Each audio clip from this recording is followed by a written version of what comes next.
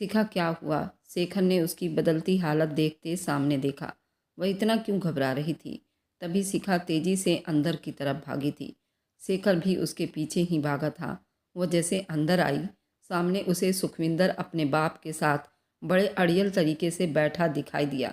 चेहरे पर बहुत घमंड और मुस्कुराहट था। सामने उसके दादाजी के चेहरे पर बहुत गुस्सा दिखाई दिया था। शेखर सबके चेहरे को नासमझी से देखता चला गया, जो बंदूक हाथ में पकड़े बॉडीगार्ड को देखने लगा, जो पूरी हवेली में फैले हुए थे। तभी उन तीनों की नज़रें शिखा पर गई। सुखदेव की नज़रें जैसे ही शिखा पर गई, उसकी आंखों में नशा सा छा गया। तभी उसने चौंक कर शिखा के पीछे खड़े लंबे चौड़े बॉडी बिल्डर आदमी को देखा, जो उसे ही खूंखार नज़रों से घूर रहा था। शिखा, अंदर जाओ। लक्ष्मीकांत की गरजती आवाज़ उस माहौल को बिल्कुल चुप करवा दिया था। वह सुखदेव को खा जाने वाली नज़रों से घूरती अंदर चली गई थी। लक्ष्मीकांत, देखो, मैं चाहता हूँ अब ये दुश्मनी यहीं पर ख़त्म हो जाए। तुमने भविष्य में जो कुछ किया, मेरे परिवार के साथ तुमने मेरे भतीजे को मौत के घाट उतारा था। अपनी बहन के चक्कर में अगर तुम चाहो तो सुखदेव के साथ शिखा की शादी करके इस दुश्मनी को यहीं पर ख़त्म कर सकते हो, दोस्ती में बदल सकते हो। रघुविंदर की बात सुनकर शेखर का खून खौल उठा था। उसकी आंखों में एकदम खून उतर आया था। उसका दिल किया उसके गन की सारी गोलियां उन दोनों बाप बेटे के सीने में उतार दे, जो उसकी मोहब्बत को उससे छीनने के लिए आए थे। दफा हो जाओ रघुविंदर, इससे पहले कि मैं पंचायत के फैसले को ना मानते तुम दोनों को ख़त्म कर दूं। तुम लोगों की दुश्मनी स्वीकार है मुझे, लेकिन शिखा को तुम भेड़ियों के हवाले कर दूं, ऐसा मैं कभी नहीं होने दूंगा। मुझे बरसों की दुश्मनी अभी भी याद है, जो तुम लोगों ने मेरी बहन के साथ किया था। उन सब चीज़ों को भूला नहीं हूँ मैं। लक्ष्मीकांत अपनी लाठी को ज़मीन पर जोर से पटकते हुए चिल्लाए थे। ठीक है, फिर सुखदेव तुम्हें चिता तक जरूर पहुँचा कर रहेगा। अब हम तुम्हारी पोती को उठा कर ले जाएंगे। इज्जत शायद तुम्हें रास नहीं आ रही। रघविंदर और सुखदेव गुस्से से खड़े होते वहाँ से चले गए। दादाजी, क्या हुआ? आप ठीक है ना? उनके निकलते लक्ष्मीकांत किसी हारे हुए जुआरी की तरह सोफे पर गिर गए थे। शेखर भागकर उनके पास आया तो लक्ष्मीकांत बोले, शेखर बेटा, क्या तुम शिखा से शादी कर सकते हो? वह जो उनकी हालत को समझने की कोशिश में परेशान था, उनकी बात सुनकर तो जैसे बिल्कुल हैरान रह गया था। उसके ऊपर की सांस ऊपर और नीचे की नीचे रह गई थी। शादी? वह हकलाया था। मैं सब जानता हूँ, और ये भी कि तुम शिखा से मोहब्बत करते हो। तुम्हारी आंखें उसे देखकर झूठ नहीं बोलती। अब तुम ही हो जो उसकी रक्षा कर सकते हो। लक्ष्मीकांत की बातें सुनकर शेखर पर बिजलियां गिर गई थी। उनके मुंह से सच जानकर वह उसकी हकीकत अब जान गए थे। मैं तैयार हूँ दादाजी, लेकिन एक वादा करो, आप उससे मेरी हकीकत नहीं बताओगे तब तक जब तक वह मुझसे मोहब्बत नहीं करती। उसके इस तरह कहने पर बंसी हंस दिया था। आप क्या कह रहे हैं? मैं इस झूठ और ढोंगी इंसान से शादी बिल्कुल नहीं करूँगी। वह तो जैसे अपने हत्थे से उखड़ गई थी। दादाजी की बात पर शिखा, मौके की नज़ाकत को समझो। दुश्मन अब हमारी इज्जत पर घात लगाए बैठे हैं। क्या चाहती हो, मैं तुम्हारा गम लेकर इस दुनिया से चला जाऊं? वे अब रो दिए थे। ऐसे मत कहो, मैं तैयार हूँ।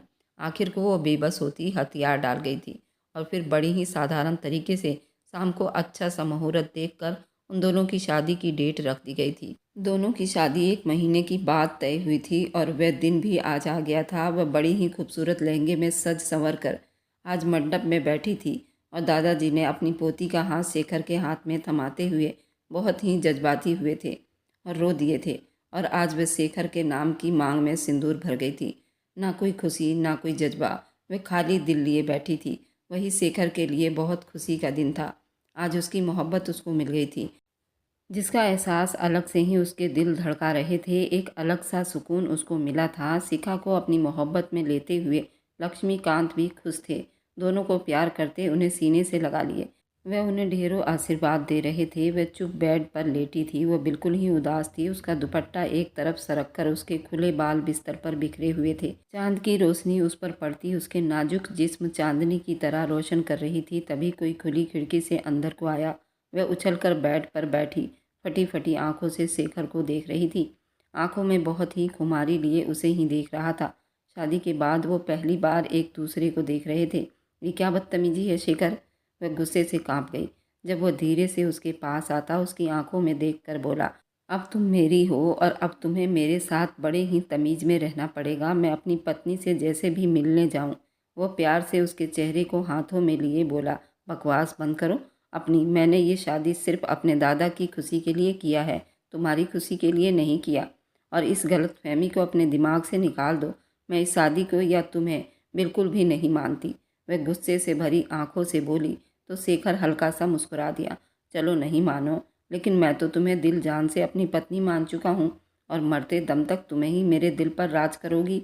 ये छोटा सा तोहफा है हमारी शादी के। अपने गले से चैन निकालकर अपनी पत्नी के गोरे गर्दन पर पहनाने लगा। वह थोड़ा सा उसकी गर्दन पर झुका था, लेकिन फिर बड़ी मुश्किल से खुद पर कंट्रोल कर गया। उस पल वह एक दूसरे के बहुत करीब खड़े थे। मैं वादा करता हूँ शिखा, जब तक तुम इस रिश्ते में पहल नहीं करोगी, शेखर तुम्हें हाथ तक नहीं लगाएगा। हाँ, अगर तुम गलती से पहल कर गई तो फिर मैं अपनी गारंटी नहीं लेता। मैं किस हद तक जाऊँगा? आंख दबाकर शरारत से कहता। वो जैसे आया था वैसे ही चला गया। शिखा ने गले में पहने चैन को धीरे से छुआ। न जाने क्यों उसका दिल अलग ही लय पर धड़कने लगा था। अगले दिन लक्ष्मीकांत अपने नए हवेली में वापस लौट आए थे और आते ही लक्ष्मीकांत कुछ बीमार बीमार से रहने लगे। शिखा को उनकी बहुत फिक्र हो रही थी। अब तो शेखर भी उनका ख्याल रखता था। आप कहाँ जा रहे हैं दादाजी? दादाजी को सो लौटते देखकर वह हैरानी से पूछने लगी। ये पंचायत है, मुझे बुलाया गया है, जाना जरूरी है। बेटा वह थोड़ी परेशान होते बोले। ठीक है, तो फिर मैं आपके साथ चलता हूँ। शेखर अंदर से आता बोला तो लक्ष्मीकांत उसे देखकर मुस्कुराए। नहीं शेखर, अगर तुम मेरे साथ जाओगे तो शिखा की रक्षा कौन करेगा? तुम इधर ही शिखा के पास रहो, मैं बंसी के साथ जा रहा हूँ। ये कहते हुए चले गए। शिखा जैसे पलटी। शेखर की खुद पर जमी चाहत भरी निगाहों से बिल्कुल डर रही थी। ज़्यादा फ्री होने की ज़रूरत नहीं, हटो। वह उसके साइड से जाने लगी, तभी शेखर शरारत से उस पर गिरा। जब उसे धक्का देती वह अंदर भागी थी। मैं न तुम्हें खुद से मोहब्बत करने पर मजबूर कर दिया तो मेरा भी नाम शेखर नहीं। ये कहता वह सीटी बजाते बाहर निकल गया। शिखा खड़ी खिड़की के पास बैठी कोई किताब पढ़ रही थी। बाहर का नज़ारा बहुत ही खूबसूरत था। उसकी आंखों के सामने था, जिस पर वह थोड़ी थोड़ी देर में नज़र दौड़ाती थी। बड़ा सा स्विमिंग पूल जिस पर नीले सूरज की रोशनी से और चमक उठता था।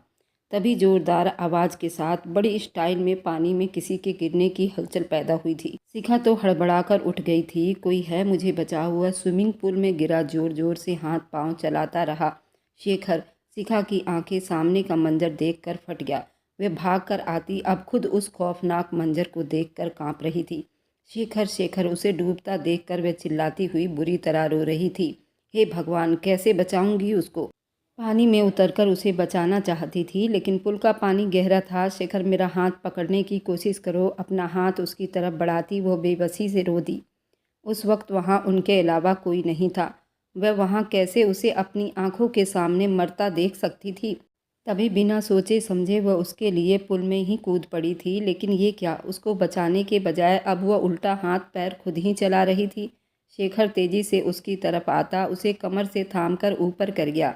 अब वह जोर जोर से सांस ले रही थी। दोनों के भीगे जिस्म एक दूसरे से बुरी तरह से टकरा रहे थे। शिखा ने जोर से शेखर को दोनों हाथों से उसके गर्दन को पकड़ लिया था। अब उनके भीगे होठ आपस में मिल रहे थे। शेखर तो उन पलों के जिद में खोया हुआ था। ऐसे देख रहा था जैसे अभी सब कुछ भूल गया हो और उस पर अपनी मोहब्बत के निशान छोड़ने लगा था। तभी उसे याद आया कि वह तो खुद डूब रहा था। एक बार फिर अपना पुराना ड्रामा चालू रखते खुद तो डूबने लगा, लेकिन शिखा को पानी से ऊपर ही रखे हुए था। शिखा उसका खेल समझ ही न सकी और मासूमियत से उसे खींचकर किनारे पर लाती ऊपर की तरफ धकेलने लगी। शेखर अब उसके ऊपर लेटते तेज तेज सांस लेने लगा। शेखर, तुम ठीक हो?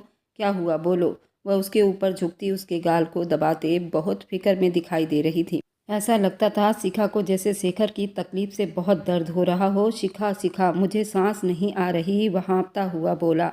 अब तो शिखा की जान होठों पर आ गई थी। क्या करूं क्या करूं, वह बड़े ही घबराती हुई खुद शेखर के होठों के ऊपर झुक गई थी। उसके पास शेखर को बचाने का और कोई रास्ता नहीं सूझा था।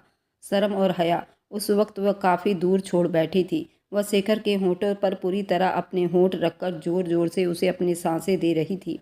लेकिन शेखर की आंखें तो जैसे उसके मोहब्बत भरे शब्द अब और ज़्यादा उथल पुथल हो रही थी। उसका एक हाथ शिखा के बालों में और एक कमर पर रेंग रहे थे। उसे एहसास ही नहीं हुआ करंट खाकर वह तो चौंकी जब शेखर ने रिएक्ट किया। वह अब उसके होठों को अपनी होठों से जोर से पकड़कर चूमता रहा, अपनी तरफ उसे खींच रहा था। शिखा की सांस जैसे रुक सी गई थी। वह अपनी पूरी आंखों से उसे अपने होठों पर लिपटा हुआ देख रही थी।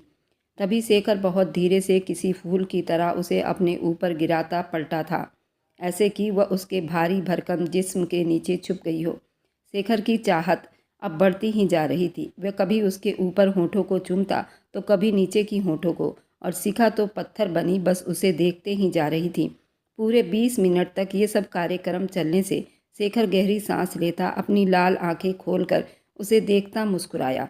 जब होश की दुनिया में वापस आती, उसके सीने पर जोर जोर से मुक्का बरसाने लगी। शेखर हंसता हुआ एक तरफ लेट गया। मैंने कहा था ना शिखा, पहल करोगी तो उसके बाद मेरी कोई गारंटी नहीं होगी। गीले बालों में हाथ फेरता उसके पीछे चलते चलते मासूमियत से बोला। शिखा का भीगा जिस्म, उसकी खूबसूरत नाजुक बैली बटन उसको पागल करने लगी थी, जिन्हें वो भरपूर मोहब्बत से देखता अपने होंठ काटने लगा।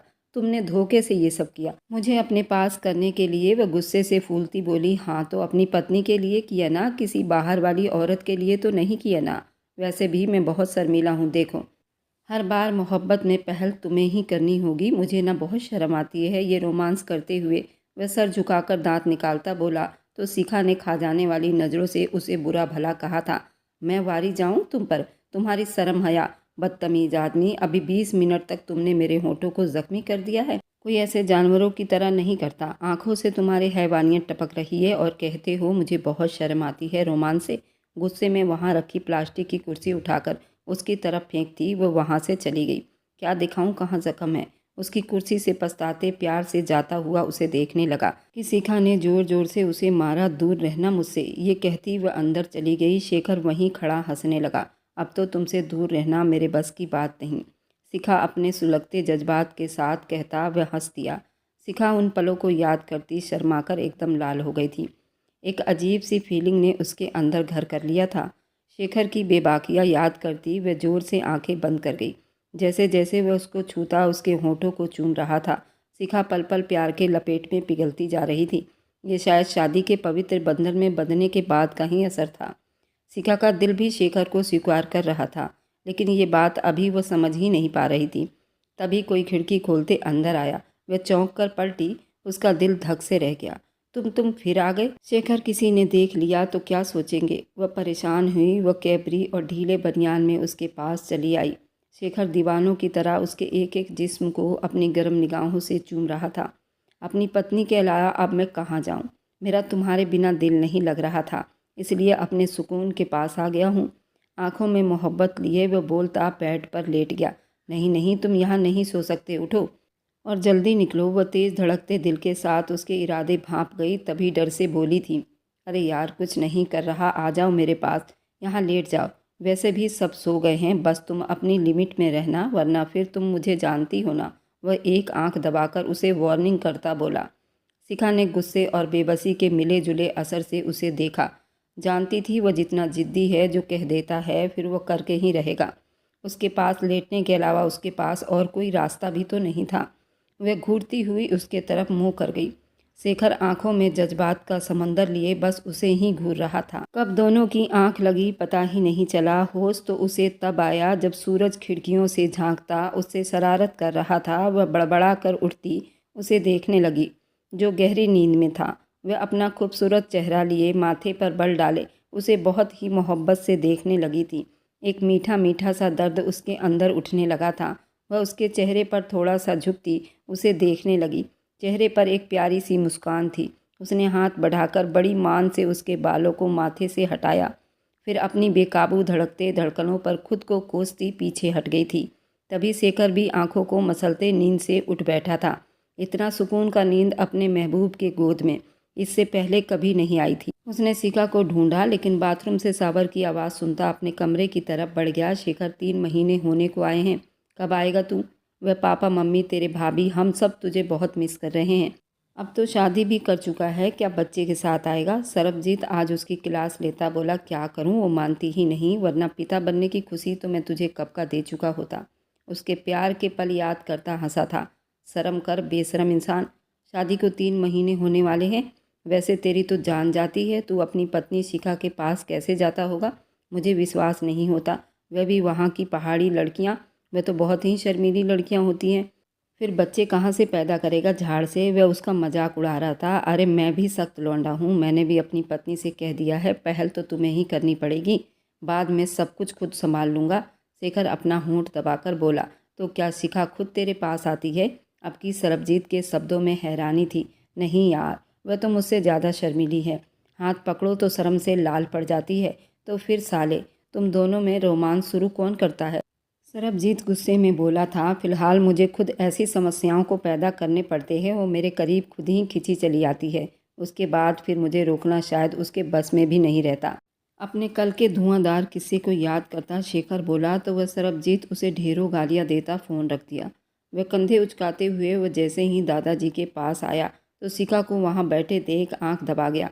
शिखा ने बहुत ही गुस्से में उसे देखा। दादाजी, आप इस बार नहीं जाएंगे, मैं पंचायत में आपकी जगह जाऊंगी। खड़ी होती वो अपना आखिरी फैसला सुनाती चली गई। ये कहाँ जाने की बात हो रही है? शेखर फिकर से पूछने लगा। बस बेटा, ये पंचायत बहुत ज़रूरी है, मेरी तबीयत ऐसी नहीं है कि मैं जाऊं, लेकिन शिखा कह रही है कि वही जाएगी। तो ठीक है, उसे जाने दो, वह कमज़ोर नहीं है, मैं उसके साथ उसकी ताकत उसकी ढाल बनकर खड़ा हूँ, उसे किसी से डरने की ज़रूरत नहीं। शेखर अपने रौबदार आवाज़ में बोला तो एक पल को लक्ष्मीकांत भी उसे देखते रह गए। वो ऐसा ही तो जीवन साथी चाहते थे शिखा की ज़िंदगी में। मुझे तुम दोनों पर बहुत ही विश्वास है मेरे बच्चों। वो प्यार से उसे गले लगाते बोले। तुम कहाँ जा रहे हो? बंसी मेरे साथ जा रहा है। उसे ड्राइविंग सीट पर बैठा देख वह हैरानी से बोली। बंसी से ज़्यादा मैं अपनी पत्नी की रक्षा और उसका ख्याल रख सकता हूँ, इसलिए बैठ जाओ। उस पल वह काफ़ी गंभीरता से बोला था। शिखा बिना बहस किए चुपचाप बैठ गई। वह अलग बात थी, फिर वह सारे रास्ते उसे दिल खोल कर तंग करता आया था। कभी शरारत से उसके जांघों पर हाथ रखता, कभी उसके गाल को कुचलता, तो कभी उसके हाथ को थामकर अपने होठों से लगाता। उसे जैसे तैसे तंग करने की पूरी पूरी आज़ादी मिल गई हो। शिखा तो अब उसे रोकते रोकते थक गई थी, तो चुपचाप होकर बैठ गई। शेखर उस पर ढेरों प्यार लुटाता अब सुकून से खुद भी बैठा और उसका हाथ थाम गया, जो शिखा ने खुद भी नहीं छुड़वाया। लक्ष्मीकांत ने यह अच्छा नहीं किया। मैं तो खुद भी चाहता हूँ ये दुश्मनी ख़त्म हो जाए और एक नया रिश्ता जुड़े और रिश्तेदारी में बदल जाए, लेकिन उसने तो शिखा की किसी अनजान आदमी से शादी कर दिया है, जिसके ना परिवार का पता ना जात का। अब तो ये दुश्मनी किसी भी तरह ख़त्म नहीं होगी। लक्ष्मीकांत को हवेली मेरे नाम करनी पड़ेगी, रघुवंशी जैसे गुस्से से लाल होकर बोला था। वहीं पर अब शिखा के तन बदन में भी आग भड़क उठी थी। उसने शेखर का हाथ मजबूती से पकड़ा, उसे रोका था। सुखदेव, तुम आस्तीन के सांपों से खुद ही मिल चुके हो। जो हमारे परिवार को मौत के घाट उतार सकता है, वह रिश्ता क्या निभाएगा? हवेली तो क्या, एक फूटी कौड़ी नहीं मिलेगी तुम लोगों को। जो करना है कर लो। वह भी भरी पंचायत में निडर होकर बोलते खड़ी हुई थी जब रघुवंशी उसके पास चला आया था। लगता है लक्ष्मीकांत को डर था, जो बड़ी जल्दीबाजी से उसने शादी कर दिया। वह मजाक उड़ाते शेखर को देखता शिखा से बोला था। तभी शेखर आंखों में आग लिए शिखा को एक हाथ से पीछे करता उसके सामने आया। वह सुखदेव से भी काफ़ी लंबा चौड़ा और ताकतवर नजर आ रहा था। ना ही लक्ष्मीकांत तुमसे डरता है और ना ही शेखर और ना उसकी पत्नी। दुश्मन इसी डर में पड़े रहे और अंजाम तक भी पहुंच जाएंगे। दुश्मन को कभी कमज़ोर नहीं समझना चाहिए, नहीं तो इंसान का घमंड अकड़ उसे ले डूबता है। वह बंदूक लिए आदमियों की मौजूदगी में वह शेखर को डराने की कोशिश कर रहा था, लेकिन उसे मालूम नहीं था ये गन उसके सामने एक खिलौने की तरह है। उसने तो डरना सीखा ही नहीं है। शेखर उसकी नादानी पर हंस दिया तो सुखदेव को यह अपनी बेइज्जती लगी थी। उसने गुस्से से शेखर के सीने पर हाथ मारा। उसका ये करना था कि शेखर के तन बदन में आग भड़क उठा। वह 2 कदम पीछे होता, अपनी भारी जूतों की बूट उसके सीने पर मारता। वह दूर जाकर गिरा। उसके मुंह नाक से खून बहने लगा। माहौल पल भर में बिगड़ गया। उसके सारे बॉडीगार्ड गन लिए दौड़ पड़े। शेखर ने भी कमर से अपने दोनों गन निकालते शिखा को खुद से दूर करते पोजीशन ली। शिखा की तो जैसे जान ही निकल गई थी। पता नहीं क्यों शेखर को एक ठोकर भी लगे तो दर्द तूफान उसके जिस्म में क्यों दौड़ता था। डर से उसके और करीब आती उसकी शर्ट मुट्ठियों में भरती खड़ी हो गई। शिखा, दूर हटो, मैं नहीं चाहता तुम्हें कुछ हो जाए। गुस्से से बोली थी। अगर मरना है तो साथ ही मरेंगे, मैं तुम्हें अकेला नहीं छोड़ूंगी। वह उससे भी जोर से बोली। अगर कोई और पल होता तो शेखर खुशी से पागल होता, उसे शायद जोर से गले लगाता, लेकिन उस पल वह सिर्फ उसकी खूबसूरत आंखों में देखता चला गया। वहीं रघुवंशी अपनी बेटी को खून में लथपथ देखकर आग बबूला हुआ था। मार दो इन दोनों को, वह गुस्से से चिल्लाया था, कोई गोली नहीं चलाएगा, गलती तुम्हारे बेटे की है। सुखदेव को उस पर हाथ नहीं उठाना चाहिए था। जब हम बड़े बात कर रहे थे तो वह बीच में क्यों आया? उन दोनों को जाने दो, पंचायत अब सुखदेव के ठीक होने के बाद ही होगा, ताकि एक बार में ही फैसला हो जाए। अब वहाँ के बड़े सरदार खड़े होकर बोले, मैं अपने बेटे का बदला लूँगा, जरूर लूँगा। रघुवंशी गुस्से से पागल हो रहा था। बदला बाद में लेना, अभी एक औरत उसके साथ है, एक मुखिया को अच्छा नहीं लगता वे औरत के सामने मर्दानगी दिखाए। मुखिया की बातों पर रघुवंशी गुस्से से बिलबिलाता चुप से वहाँ से सुखदेव को लिए चलता चला गया, लेकिन उसके दिल में बदले की आग जल उठी थी। शेखर ने एक नज़र उन पंचायत पर डाली, फिर शिखा का हाथ थामा, वहाँ से निकल गया। तुम्हें क्या ज़रूरत थी बीच में कूदने की, जब मैं बात कर रही थी? शिखा गुस्से से बोली थी। तो क्या करता, कायरों की तरह उसे अपनी पत्नी के लिए उल्टी सीधी बातें सुनता रहता? मुझे ये बिल्कुल भी बर्दाश्त नहीं, कोई भी आदमी मेरी पत्नी के सामने आकर खड़ा हो, मैं जान से मार दूंगा उसे। शेखर आंखों में खून लिए जोर से स्टीयरिंग पर हाथ मारता बोला कि शिखा भी उसके गुस्से से बिल्कुल दंग रह गई। शेखर आज पहली बार इतने गुस्से में हुआ था, वरना तो वह हमेशा चेहरे पर मुस्कुराहट, आंखों में शरारत लिए उसे मिलता था। तुम नहीं जानते, ये दुश्मनी बहुत पुरानी चल रही है, इसलिए मैं इस शादी के खिलाफ थी। वह कभी भी लक्ष्मीकांत के परिवार को हंसता खेलता नहीं देख सकेंगे, वो मार देंगे हमें। शिखा की आंखों से आंसू फिसलने लगे थे। तभी शेखर ने गाड़ी एक तरफ रोक दी। फिर क्या चाहती हो, मौत के डर से ज़िंदगी बिताना ही छोड़ दूं? उनके लिए अपनी खुशियों को आग लगा देना चाहती हो? शेखर तो सच में आग बबूला हुआ था। मुझे डर अपनी ज़िंदगी या मौत का नहीं है शेखर। वह आगे बोलने से पहले बेबसी से उसे देखती चुप हो गई और गाड़ी से निकलकर बाहर आई और तेज़ सांस लेने लगी। शेखर भी बाहर आता उसके बहुत पास आते बोला, चुप क्यों हो गई, बोलो, फिर किसका डर है तुम्हें?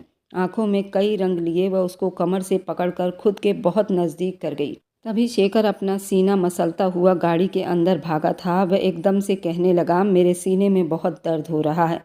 शिखा भी एकदम घबरा गई।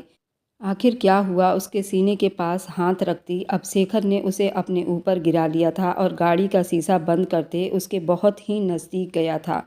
अब शिखा एकदम ही चुप हुई थी। शिखा के होंठों पर झुककर कहने लगा, शिखा बस तुम मेरे इतने ही करीब रहना, कभी दूर मत जाना। मेरे सीने में सच में दर्द उठता है, यहाँ हाथ रख कर देखो। शिखा ने अपना हाथ उसके सीने से नहीं हटाया था। शेखर का दिल बड़ी ज़ोर ज़ोर से धड़क रहा था। अब शिखा बिल्कुल चुप हुई थी। उसने शिखा का होंठ अपने होठों में ले लिया था और चूमने लगा और शरारत से अपने हाथों को उसके बैली बटन पर ले गया। होठों पर बरसता उसके बैली बटन को छू रहा था, जिस पर शिखा बिल्कुल कांप उठी थी। उसने धीरे धीरे हाथ अब उसके ब्यूटी बॉल की तरफ ले जा रहा था। ब्यूटी बॉल को हाथों में मसलता उसे बेकाबू कर गया था। शिखा भी अब जोर जोर से आहें भर रही थी। कभी वह शिखा का हाथ नीचे करती, कभी अपने होठों को छुड़ाने की कोशिश करती।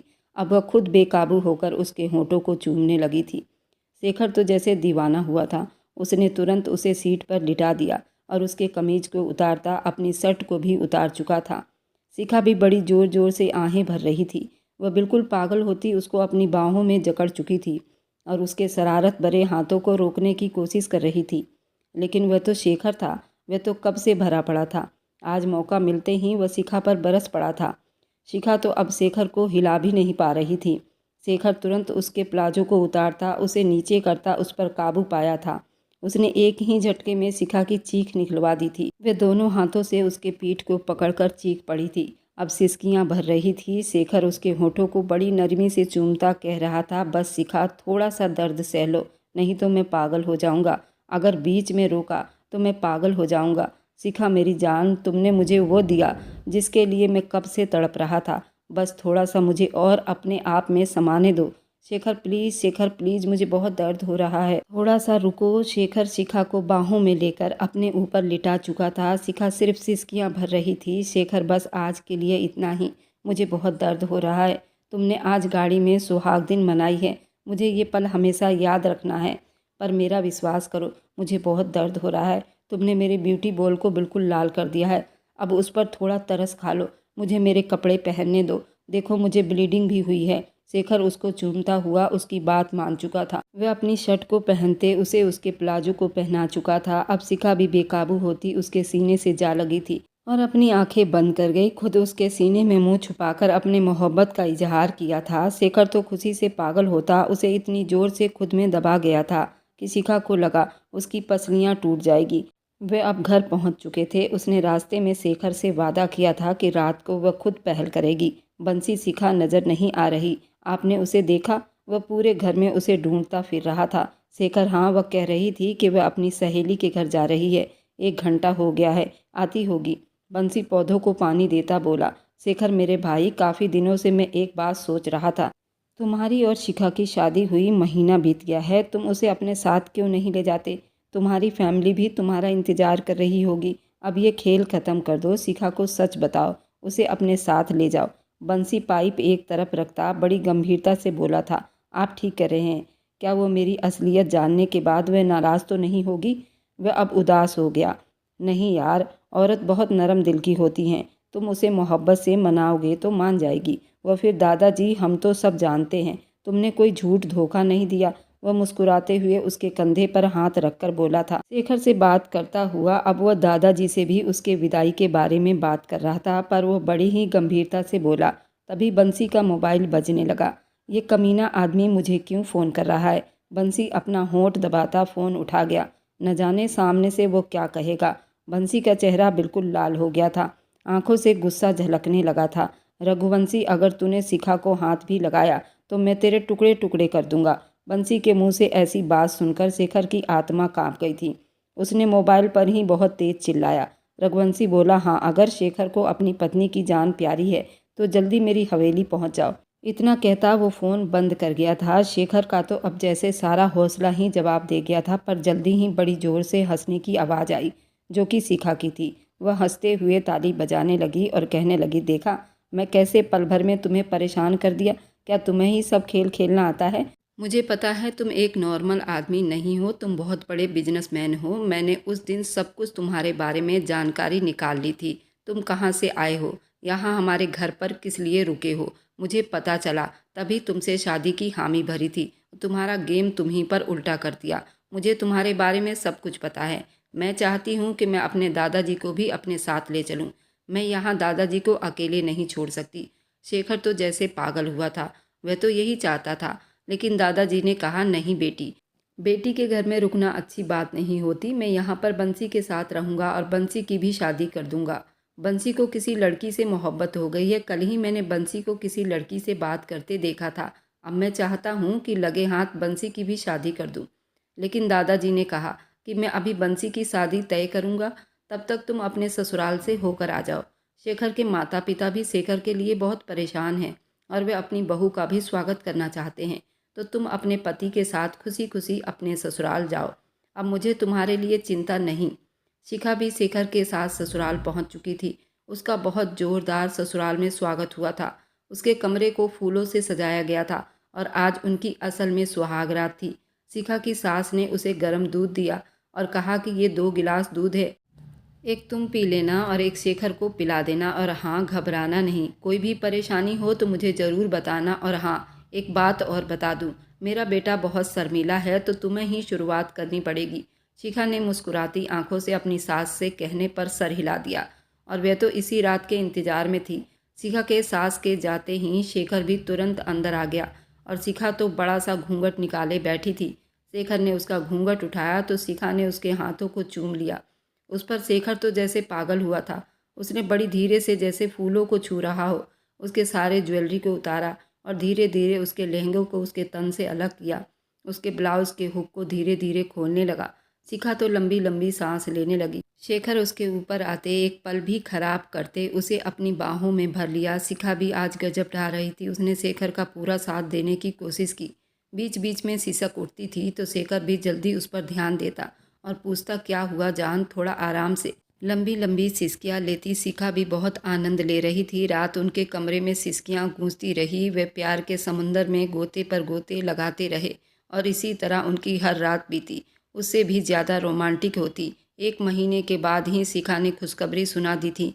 आज वह बंसी के शादी में आए हुए थे। दादाजी उन दोनों को देखकर ढेरों आशीर्वाद दे रहे थे। शिखा ने अपना जॉब नहीं छोड़ा। इसी तरह इन दोनों की प्रेम कहानी चलती रही और 9 महीने के बाद शिखा ने बेटी को जन्म दिया था, जिस पर उनकी खुशियों को 4 चांद लग गई थी। ये थी शेखर और शिखा की प्रेम कहानी। और मेरी वीडियो आप लोग जहाँ कहीं से भी देखते हैं, कमेंट में अपने शहर और राज्य का नाम ज़रूर बताएं। मुझे आप लोगों को कमेंट पढ़ने में बहुत आनंद आता है और उन सभी का मैं बहुत बहुत धन्यवाद करना चाहती हूँ जो लोग मेरी वीडियो को देखते हैं, लाइक करते हैं और शेयर करते हैं। अगर आपको आज की कहानी पसंद आई है तो वीडियो को ज़रूर लाइक कीजिएगा और अपने दोस्तों के साथ शेयर भी कीजिएगा। और हाँ, अगर आपने अभी तक हमारे चैनल को सब्सक्राइब नहीं किया है तो ज़रूर सब्सक्राइब कर लें। मिलते हैं हम अपनी कल की एक और नई दिलचस्प कहानी के साथ। मुझ पर सदा अपना प्यार और स्नेह बनाए रखें। सभी को मेरा प्यार भरा नमस्कार दोस्तों। खुश रहें, स्वस्थ रहें, मस्त रहें।